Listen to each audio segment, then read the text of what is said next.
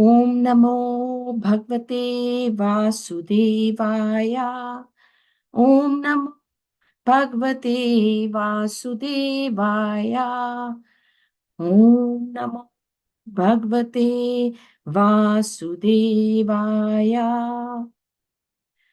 So today we are reading from third canto, chapter 10 and verse number 14. So welcome everybody to this Srimad Bhagavatam class. Thank you very much for joining. We'll get started with the verse. Sargo navavidhastasya prakrito vekritastuya kaladravya gunerasya trividyaha pratisankramaha. So once more, sargo navidhastasya prakrito vekritastuya kaladravya gunerasya Trividyaha pratisankramaha. So word by word meanings. Let us go through them. Sarga, which is creation.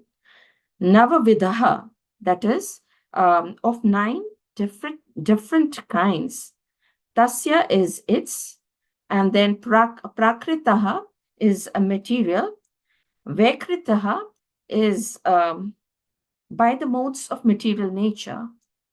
Tu is a but, yaha is that which, kala is eternal time, dravya, matter, gunahi, qualities, asya, its, trividaha, 3 kinds, pratisankramaha is annihilations.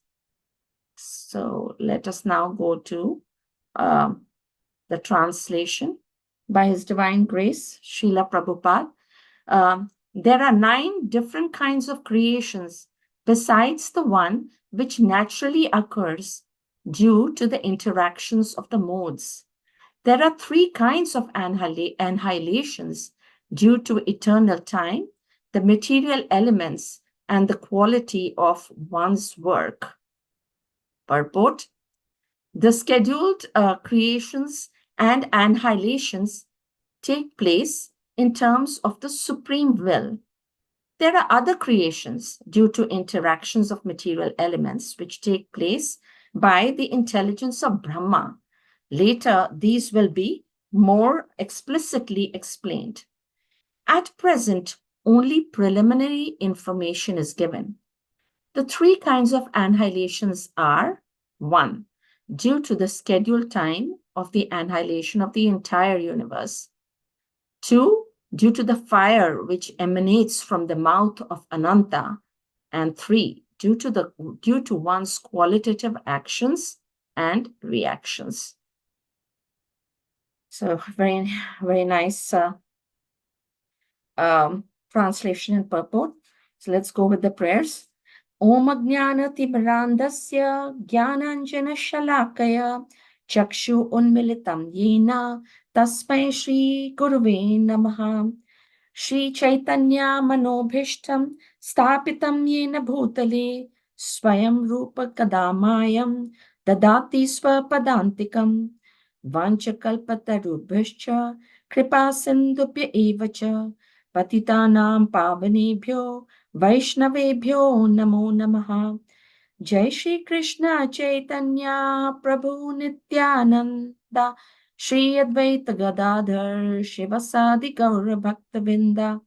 Hare Krishna Krishna Krishna Hare Hare, Hare Rama Rama Rama Hare Hare.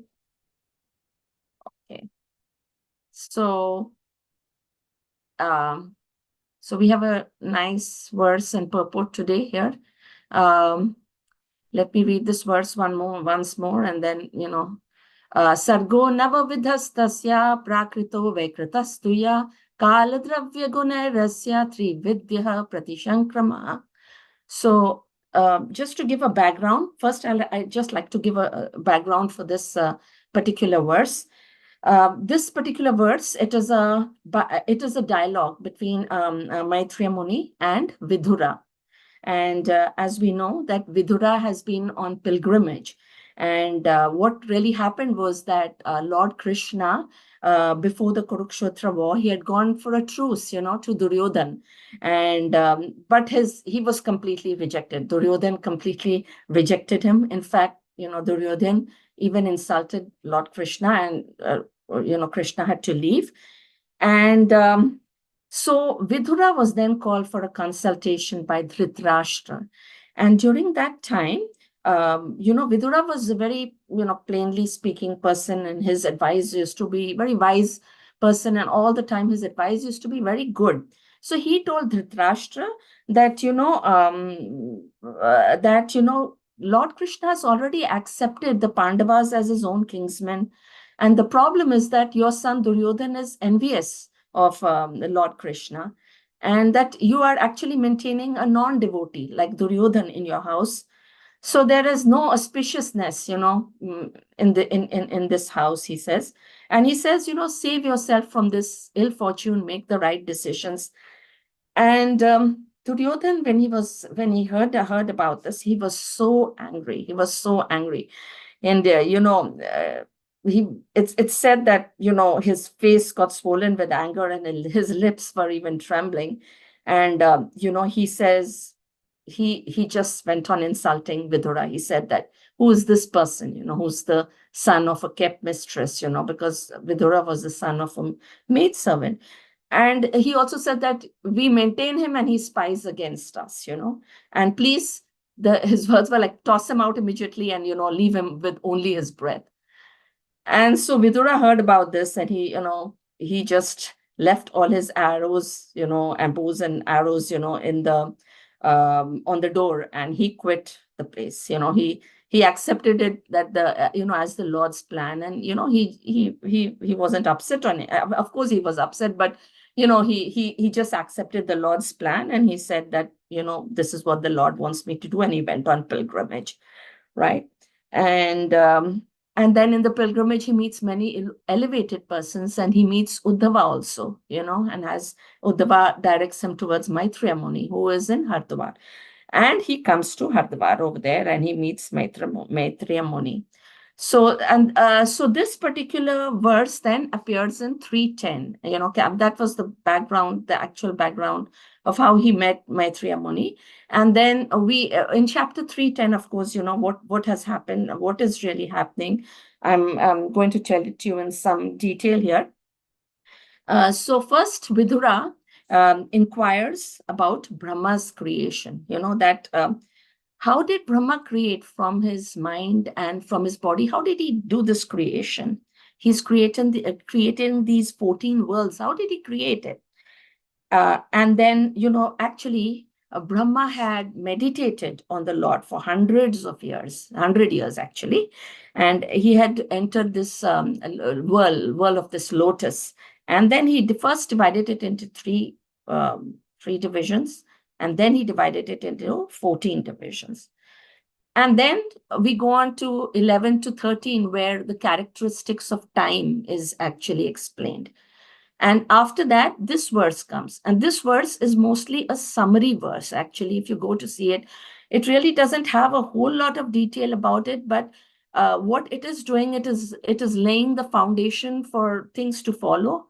Because the rest of the chapter is really about primary creation, and it is about secondary creation. So this particular verse, what it's doing is that it is just telling you that it's not going into detail or anything of that sort, but it's saying that there are 9 different kinds of creation, it says. And it's saying that it's giving the numbers. It says that there are 3 kinds of annihilations, and then it's talking about the 3 kinds of annihilations, basically. So it's laying the groundwork, as I said, for the rest of the chapter, which is talking about primary creation and secondary creation. And if we look at the Srimad Bhagavatam itself, Srimad Bhagavatam is actually talking about 10 subject matters. And, of course, it's talking about the elemental creation, and then it's talking about the secondary creation. Basically, it's talking about primary creation and the secondary creation.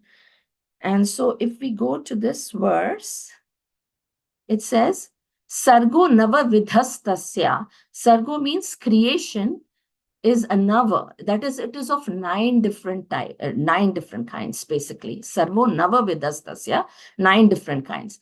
And then it says, Prakrito Vaikritastuya. Prakrito means primary creation. Vaikritastuya is secondary creation, means 2 different kinds, like primary and secondary. And then it's saying Kala Dravya Guner Asya. Kal means what? Time. And Dravya means matter. And Guner means the guns, the qualities, basically. These are the 3 causes. Tri Vidaha Pratisankramaha. It says that these are the 3 different kinds of annihilations. So it's giving the reasons for the annihilations, the causes for the annihilation. So this is basically what the verse is talking about. And so I thought I'll just, this is actually a very, very technical topic, this creation and destruction. I don't claim to be an expert on it at all. Whatever I'm saying is whatever I've understood by reading Srila Prabhupada's works, or my own Guru Maharaj Rampad Swami's works, or other gurus' works, or from the Vaishnavas. And, so I'm just trying to make a very, very complex topic, very simplistic in a way. So, but this is a very highly technical topic, creation and, dissolution as such. So, so we come to creation here, which which in this verse it's saying it's 6 different, it's, he says Nava Vidas, that is creation is 9 different types. So 2 types of creation. One is primary and one is secondary. And the primary creation is by Vishnu, and the secondary creation is by Brahma, And so 6 kinds of creation, they are by Mahavishnu, and 3 is by Brahma. But really everything comes from Bhagwan Vishnu only. Like we say, like there's a Bhagavad Gita 14.4 verse which says, Sarva Yonishu Konteya Murtya Sambhavantiya Tasam Brahma Mahadyonir Aham Bijapata Pradapita. And in this Bhagavad Gita verse also, it is clearly explained that it should be understood that all species of life, O son of Kunti, are made possible by birth in this material nature, and that I am the seed-giving father. So everything comes from Lord Vishnu itself. All the creation and, everything that is coming from Lord Vishnu itself. So we see that the primary creation is done by Lord Vishnu, Mahavishnu, and we see secondary creation is done by Brahma. Now, what is primary creation? Primary creation means there are the basic ingredients that are being set up, for creation. That is what the primary creation is, versus Prakrito, it is mentioned in the verse. And then those, you can think of very simplistically. I mean, it's very simplistically.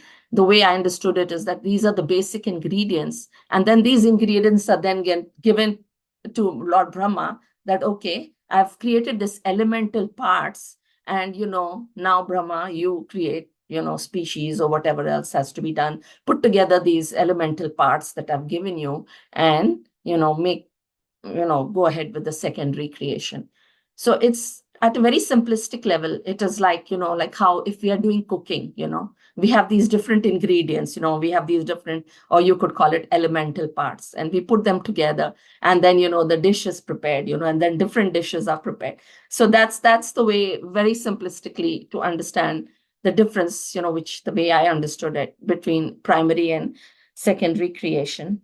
So the primary creation happens when glance of Vishnu material energy gets directed. And so now I'm going to explain the 6 different types of primary creation in a very simplistic manner.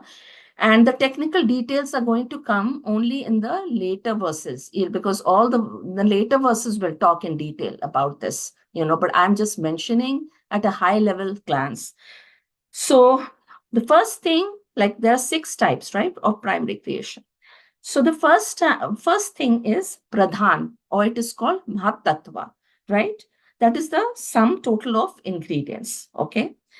And then the second thing is false ego or ahankar that is created. Then what happens is, I'll explain it like with the interactions of the different modes of material nature, what comes about. Like from goodness, from the mode of goodness, or we call sattva gun, the mind and the devtas come about, mind and the devtas, they are generated. Now, one thing is that some of the demigods are, or devtas, they are generated by Lord Vishnu, and some are generated by Lord Brahma. And then from rajas, or the mode of passion, the senses and the intelligence come. Okay. And then from tamas, or you can call tamogun, what comes was a panchabhut, or 5 elements that we have, like earth, air, water, fire, ether. And we have 5 tanmatras, which is, touch, smell, etc. And also from tamogun, we get avidya or ignorance that is being created. So these are the 6 different types. These are the 6 parts of primary creation at a very, very high level, and we are going to really analyze what each of them is, and and how it is created and all that. We are going to, it's all that will come in later in the chapter. So I've just kind of mentioned it as an overview at this point, without having to go into too much detail. And then the 3 part of then of course all these elemental parts are created, right? Like mind, intelligence, and all that. And then it is given to Brahma, that now you do the secondary creation. And so Brahma then creates, 3 types of creation. One is immovable jivas, like immovable. Like, for instance, you have plants, they are, we would consider them as under immovable. Then we have lower species, which is animals, birds, and aquatics. And then we have human beings, and these all species, there are so many in number, right? The human being, the plants and animals and all, and many different types. But the thing is that the human being is like one different type. And then another very interesting way, which I found, in which the Brahma's creation can be explained in some detail. I'm not sure if this 100% is, but it's an interesting division. So the interesting thing is also, it is also dependent, it can be divided upon the way we take food. That also I've read somewhere, that the way we take food, that is how Brahma's, the secondary creation has been divided. Like, for instance, if the food goes from top down, then okay, you're in the plant kingdom, your plants, and then the food goes somewhat horizontally, in a horizontal way, then you have like animals, that's the second category, a wide category, animals, but of course includes other things also, other beings, living entities also. And then if the food, like for us, it goes top down, right? Food. So then it's human beings. So it's like food goes from down to up, then food goes horizontally, and food goes up to down. All those are like ways in which Brahma has now again done this secondary creation, divided into secondary creation. That is what that is also, you can think of as secondary creation. And also in Bhagavatam 2:10, I think 43, it is said, like creation, it is like clouds, like how we have clouds in the sky, they are situated in the sky, they're there in the sky. And, when they are displaced, they remain in the sky, we just don't see them. But, so creation also is, part of, in this way, we can also think about creation. It is temporary creation, exhibited, and then, okay, then it goes off, and, there's annihilation and all that. And then, of course, there's a little bit, a lot of verses before have talked about time. Now I'm trying to go over the types of dissolution, that we have, or the type of annihilations that we have. And a lot of people have talked about the time factor and, in previous verses. And we in materialists, we have the way we see time. That's not how time is in the spiritual world. And in the spiritual world, there is time, but it has no control over activities, and it's unlimited, unlimited really over there, not like limited over here. So when we look at the type of annihilations, there is definitely going to be annihilation. There's no doubt about it. The thing is that the scientists are doing so many things that to prolong and life, even to beat death. You have this whole thing that I was reading about. I think it's called like cryonics. You freeze the body, but body can be frozen, but you cannot reanimate it. Scientists can't reanimate it. Then also there was something that about putting like robos in your cells, like then they monitor your cells and all those kind of things. And maybe you can be death and, you have like multiple cells and multiple robos or something of that sort. But the thing is, Bhagavatam very clearly explains, all that is not going to work. There's going to be annihilation, it's really not going to work at all. So, and what does Bhagavatam says? Bhagavatam says that Kal Dravya Gunar Asya Tri Vidaha Pratishankrama, three types of dissolution: time, matter, and due to qualities. So, what is like Kal? Kal is like, eternal time is going to destroy, all the universes. So, like we know that Brahma, like one day of Brahma is called Kalpa, right? And what is that? That's 1,000 cycles of the 4 ages, like we have. That's how much one day of Brahma is, and that's how long it is. And after one day of Brahma, then the night of Brahma comes. And during the night of Brahma, it's the same duration as the day. What happens is all the three planetary systems, they are subject to dissolution. They just are destroyed, no, and then also, let me take that back. Brahma's lifespan, before I get into that, Brahma's lifespan is actually 100 years. So it's like trillions of years, basically.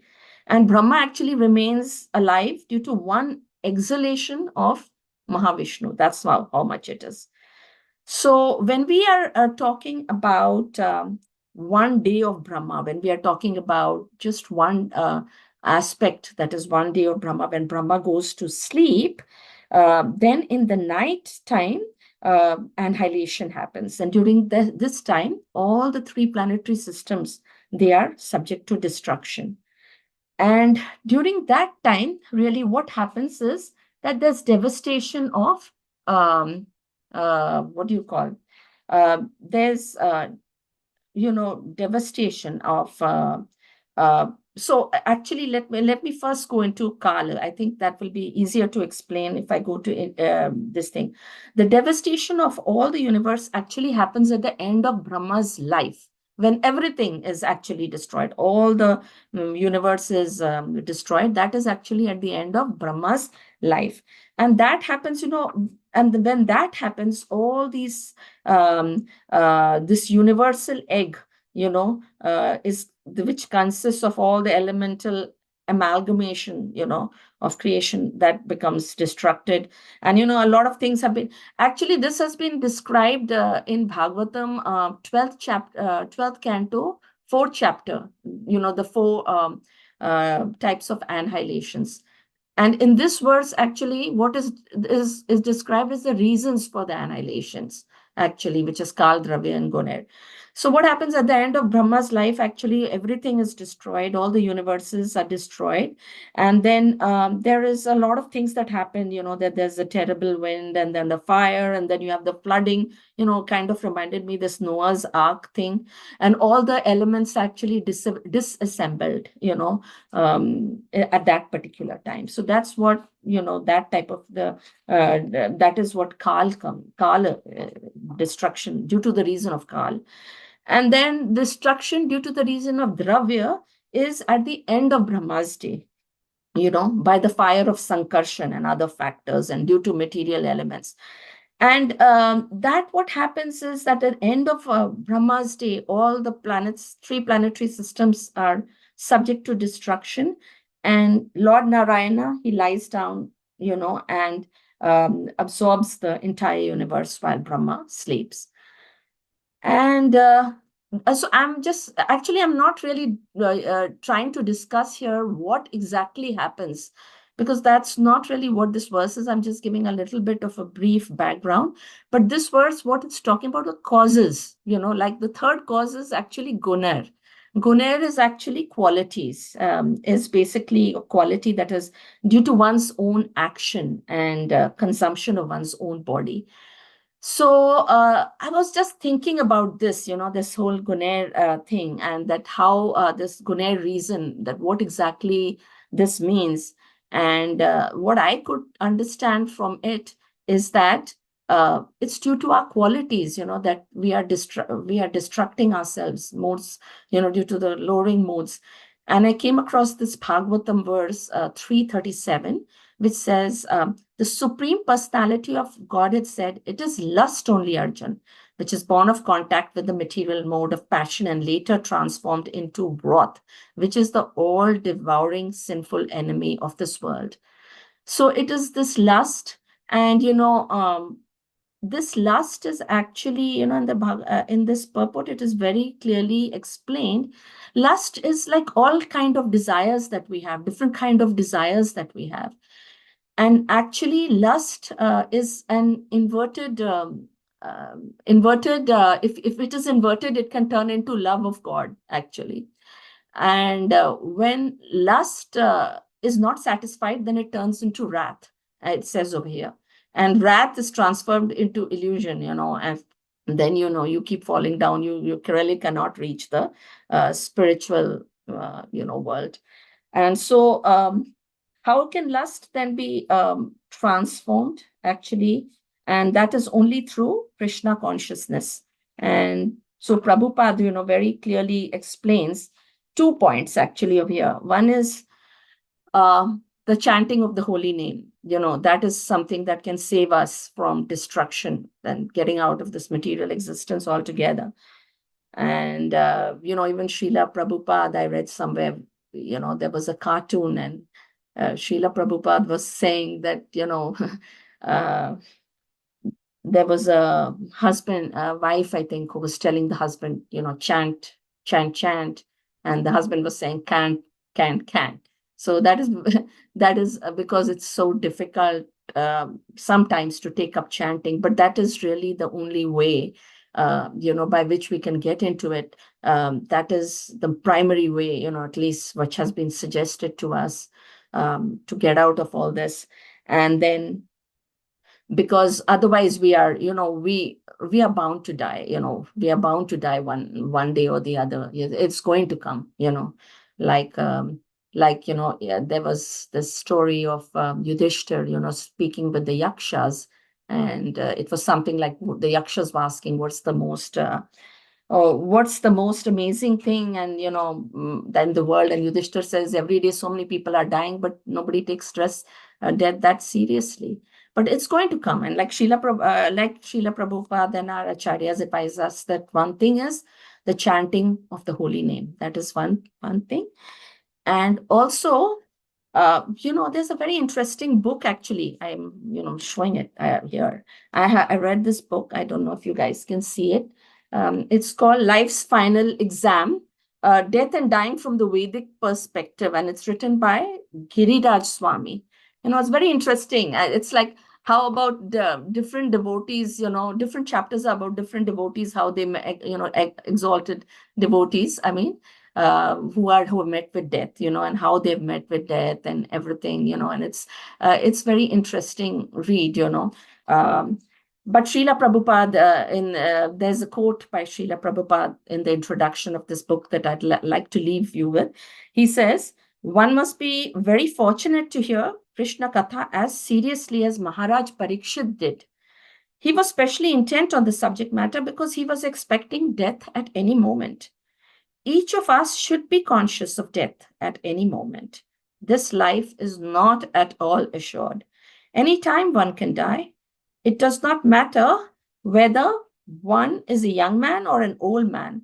So before death takes place, we must be fully Krishna conscious. That's the only way, out to the best of our ability, chanting Krishna Katha, these are the two ways in which I see, that we can progress in full Krishna consciousness. So I think, I had a lot more to say, but I think, we ran, the time is up. But just to, one more, just recap this verse is that this verse is really talking about that there are 9 different types of creations, and then it's talking about 6 primary, 3 secondary, and then it's talking about the reasons of dissolution. That is Kala, which is time, Dravya, which is matter, and Guner, which is quality. So that's all I have. Anyone has any comments, realizations, anything?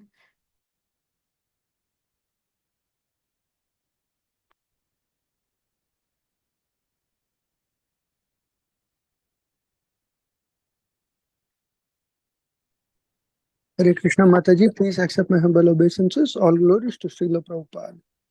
Hare Krishna, Prabhu. Yeah. Mataji, very difficult verse. Thank you for making it so easy for somebody like me to understand it. So nice. I was just wondering, Mataji, like in our day-to-day life, when we go outside, and deal with people, professionally, business, transaction, whatever, everyone stresses on passion, passion, passion. You need to have the passion to do this, to succeed, all of those things we hear. And then, when you enter certain types of areas, like be it, like liquor shops or other type of perverse activities, it's all about ignorance. They polish it, package it, and give it as if there's nothing better than that. It is bliss. And that's the second layer. And the third layer is when you enter holy places like ISKCON, temples, preaching centers. All the emphasis is on mode of goodness. So within our material world itself, we in this planet Earth, we see these 3 layers. And even in the creation, if you look at it, what Brahma did was he created the upper, the middle, and the lower planetary systems, where again, if I'm understanding properly, the middle layer is all passion, whereas you start moving towards Satyaloka, it becomes more and more goodness. And then if you go more and more down to the lower planetary systems, it becomes ignorance. So just wanted you to elaborate on this. Am I thinking right, or it's not how we should think? Thank you, Mataji. No, your observation is right. Like we have, we have different planetary, planets for kind of different modes of nature. And also, as you're saying, like there's some places which are more of ignorance, and there is some places which are more of passion, which are operating a more of passion. But the thing that we can do is that we can operate in that, because we have at this present mode all 3 modes, mixture of all 3 modes within us, to different degrees, different thing. So we can direct that somehow towards Krishna. Like for instance, the example that I'm thinking is that Hanuman also, in the mode of passion, he actually burnt Lanka up, right? But it was for the Lord. So say you go to the work and there's always the mode of passion over there. So you can offer your work to the Lord, and do it to the best of your ability, while trying to maintain as much of goodness, but passion also, since, like how Hanuman did, dedicated to the Lord, that way, that is one way that, you can, at least if my understanding is correct. I mean, others can give some other suggestions. And like, for instance, if a businessman is very successful, like in his business, operating under the mode of passion or whatever, then and he makes a lot of money. Now, let him give it to ISKCON temples. Let him give some this amount to poor people or whatever has to be given, or for propagating the holy name of the Lord or whatever thing. So that way, the mode of passion is then ends up being transformed somewhat into goodness. That's my understanding, Prabhu. Thank you so much. Thank you That's so much. Yeah. Yeah. It helps, Mataji. Yeah. Thank you so much. Yeah, like for instance, even Arjuna basically fought for the mode of passion, right? But then he dedicated everything to Krishna, so that way I'm thinking. Yeah, that's a very good question, actually, Prabhu. Yeah, we always face that struggle, right? Yeah. Anybody else?